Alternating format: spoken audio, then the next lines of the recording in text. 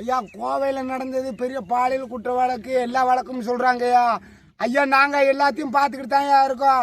ஆனால் அதுக்கு முக்கிய காரணம் என்னன்னு தெரியணும்லங்கய்யா. ஐயா அந்த பெண்ணு கல்யாணம் முடிக்கிறதுக்கு முன்னாலேயே காதல் பண்ணியிருக்காங்கய்யா. அந்த காதல் அவங்களுக்கு அரேஞ்ச் மேரேஜ் பண்ணுறவங்களுக்கு தெரியலங்கய்யா. பண்ணி வச்சுட்டாங்க, குடும்பம் நல்லா வாழ்ந்துடும் போயிடும்னு பண்ணி வச்சுருக்காங்கய்யா.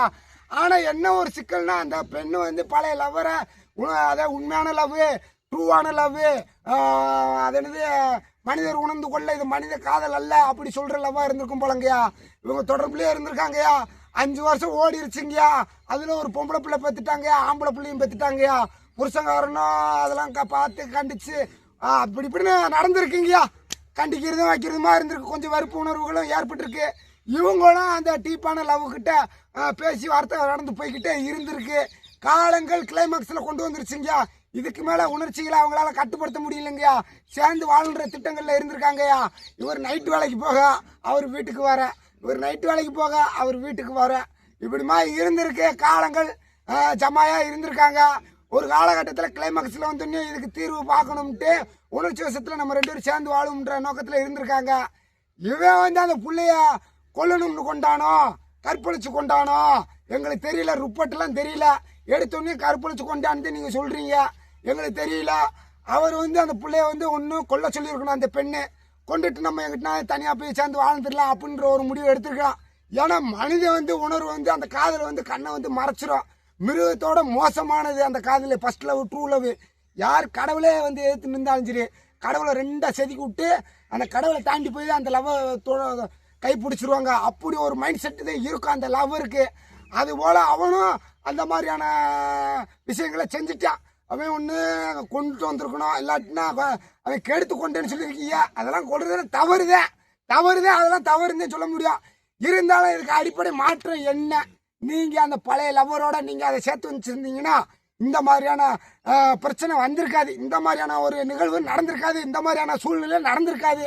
ஏன் சொல்கிறோம்னா, நீங்கள் அந்த பிள்ளைய லவ் பண்ணாங்கன்னா அவங்களோட கல்யாணம் பண்ணி வச்சுருங்கய்யா. நீங்கள் மனமாற்றி இன்னொரு ஆளுக்கு கல்யாணம் பண்ணி வைக்க போயுது இவ்வளோ பெரிய சூழ்நிலை உருவாக்குது. அந்த ஆண்டவன் இந்த உலகத்துக்கு இந்த மாதிரியான விஷயங்களை தெளிவுபடுத்தணும், சூழ்நிலை தெரியப்படுத்துறதுக்காண்டி இந்த மாதிரியான சூழ்நிலையை உருவாக்கி கொடுத்துட்டாரு. ஒரு பிள்ளைய கற்பழிச்சு கொண்டு அதனால் இவ்வளோ ஸ்ப்ளிட் ஆகுது அப்படின்ட்டாங்க. இதுதான் நடக்குது. இதை இப்படித்தான் நம்ம பார்க்க வேண்டிய சூழ்நிலை வரும். அதனால ஒரு லவ் பண்ணாங்கன்னா அவங்கள பேசி கல்யாணம் முடிச்சு வைங்க. எந்த சாதியாக இருந்தாலும் சரி, எந்த மதமாக இருந்தாலும் சரியா, அவங்க பூரா உயிர் தாயா, ரத்தம் தாங்கியா, சதை தாங்கியா ஓடும்.